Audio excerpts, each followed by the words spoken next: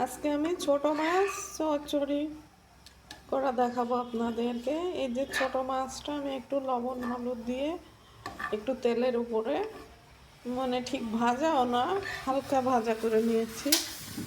কড়াই প্রথমে আমি দেখেন অল্প তেল দিয়ে নিচ্ছি, কারণ আমি প্রথমে মাছটা অল্প তেলে একটু এপিট উপিট করে নিয়েছি।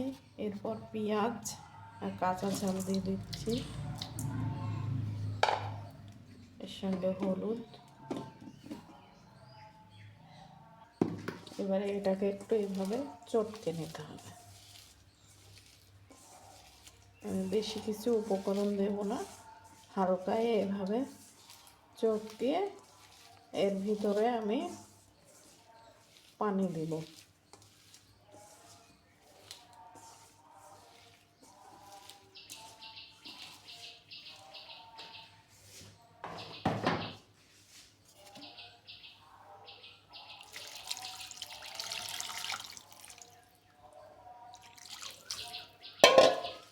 এবার মাছটা দিয়ে দেব।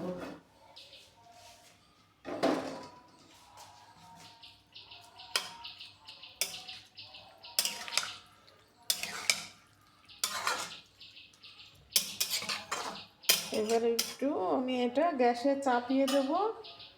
ঝোল টেনে গেলে আসলেই আমার ছোট মাছের চচ্চড়ি রেডি হয়ে যাবে।